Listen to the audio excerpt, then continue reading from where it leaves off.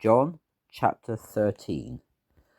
Now before the Passover feast, Jesus knew that his hour had come to depart from this world to the Father. Having loved his own who were in the world, he loved them to the end. Now supper being concluded, the devil had put into the heart of Judas Iscariot, Simon's son, to betray him. Jesus, knowing that the Father had given all things into his hands, and that he came from God and was going to God, rose from supper, laid aside his garments, and took a towel and wrapped himself. After that, he poured water into a basin and began to wash the disciples' feet, and to wipe them with a towel with which he was wrapped. Then he came to Simon Peter, and Peter said to him, Lord, are you washing my feet? Jesus answered him, You do not understand what I am doing now, but later you will understand. Peter said to him, You shall never wash my feet. Jesus answered him, If I do not wash you, you have no part with me. Simon Peter said to him, Lord, not my feet only, but also my hands and my head. Jesus said to him, He who is bathed needs only to wash his feet, but is completely clean.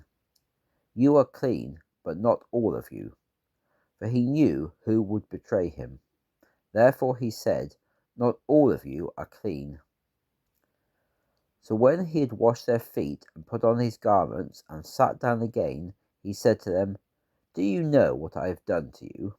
You call me teacher and Lord. You speak accurately, for so I am.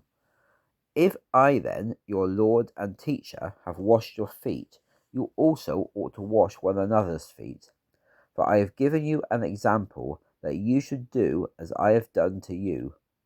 Truly, truly, I say to you, a servant is not greater than his master, nor is he who is sent greater than he who sent him.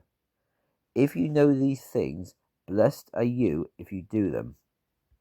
I do not speak concerning all of you.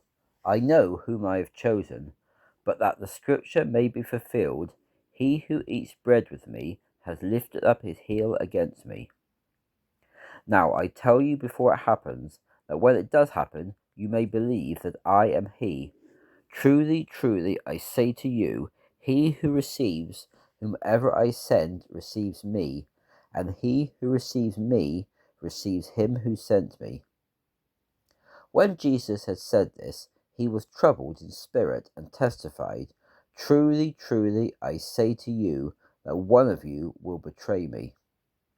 The disciples looked at one another, uncertain of whom he spoke. Now there was leaning against Jesus' bosom one of his disciples whom Jesus loved. Therefore Simon Peter motioned to him to ask who it was of whom he spoke. Leaning back against Jesus' bosom, he said to him, Lord, who is it? Jesus answered, It is he to whom I shall give a piece of bread when I have dipped it.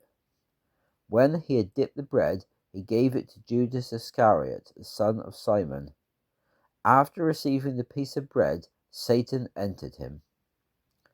Then Jesus said to him, What you're going to do, do quickly. But no one at the table knew why he said this to him. Since Judas had the money box, some thought that Jesus said to him, Buy what we need for the feast, or that he should give something to the poor. Having received the piece of bread, he then left immediately, and it was night. When he had gone out, Jesus then said, Now is the Son of Man glorified, and in him God is glorified.